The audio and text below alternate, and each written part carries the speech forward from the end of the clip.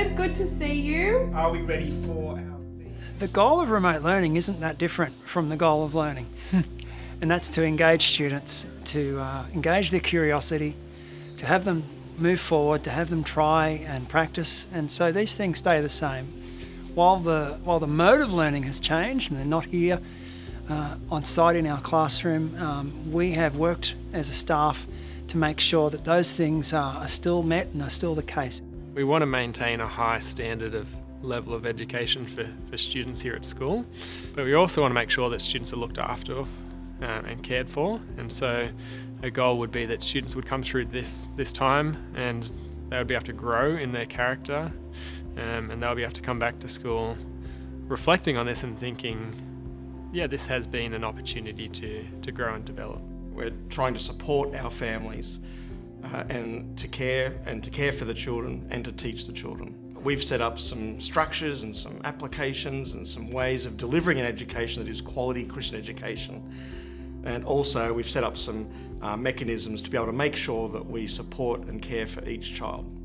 We absolutely can still get quality learning at this time. We're still achieving the outcomes, students are still developing their skills, but I think they've got another added layer of life skills that they're learning. They're learning flexibility, they're learning resilience, they're learning compassion and grace for the people around them as well, and different ways of working together. We're trying to maintain a sense of normality for students, but we're acutely aware that this is not normal. So we don't just want to get our normal teaching programs and plonk them online at all.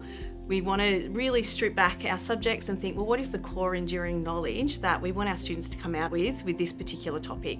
And so teachers are videoing themselves, teaching those core skills and knowledge so that the kids don't fall behind, but they keep moving forward and learning new things. This is not just a time for, peddling and treading water. It is a time of learning. And so the teachers are finding ways that we can still progress kids in their learning. Fortunately, we have quite an extensive student device program. In the high school, for example, every student had their own device, and so automatically they can keep using that device, which they take home each day. In 3 to 6, every student has a device which we would normally keep on site, but we've sent all those home.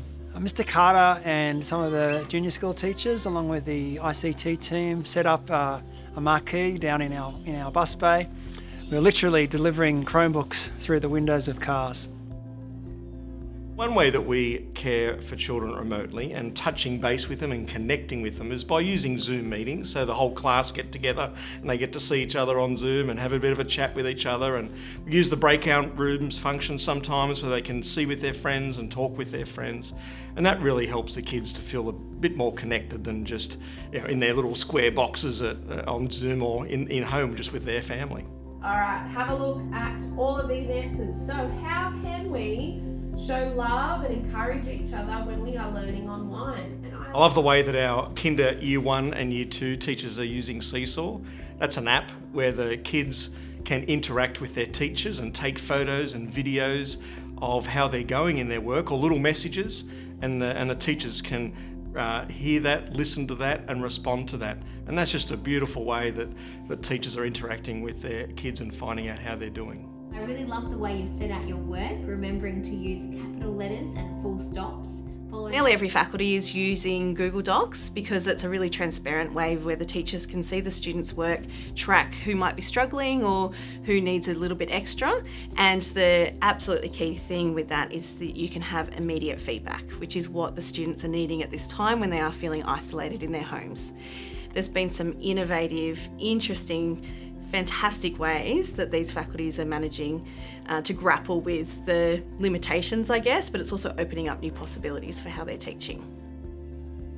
Staring at a laptop and being on Zoom and the demands of remote learning is draining, and it's tiring for students, it's tiring for staff.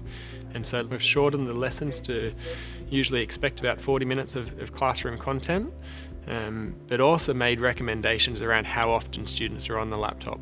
So trying to keep the Zoom lessons fairly short, giving them breaks between classes, encouraging them to get up and get active and get outside is just so important during this time, and I know that myself as well.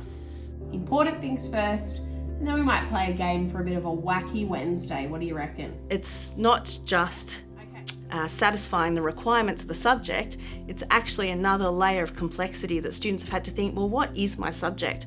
What does it mean to bounce ideas off each other, to use our bodies even remotely to communicate? I'll do 10 breakout rooms. You may want to get into a pair with someone, work with someone. So for example, our drama faculty, it's started conversations about, well, what does learning look like in drama and what is theatre?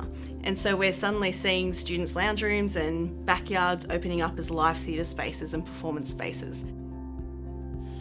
Yeah, I've received quite a bit of feedback from parents that they are thankful for the lengths that we're going to as staff here at school to still teach with high expectations, to still maintain certain standards in the quality of what we're doing, but in the way also in that we care for students. I think it hopefully has been quite evident, and I've heard that from a few parents that they are thankful for the way that we're doing this here at Shire Christian School. I'm thankful that above and beyond lockdown, remote learning, whatever it might be, God's love extends well and truly into that. And we see God's love so evident in His Son. And I've just been reminded on multiple times through the last few weeks that God still cares for us and He still loves us deeply. And so I guess I'm most thankful for that. I certainly miss seeing the kids at school, and the teachers miss being here. Our junior school team is a really vibrant team that love being together as a team and working together as a team and teaching the kids. And so we do miss that aspect of it. But we've been able to meet up on Zoom and have our own meetings and encourage each other and talk with each other and to spur each other on to keep connected and to deliver a solid Christian education for our families.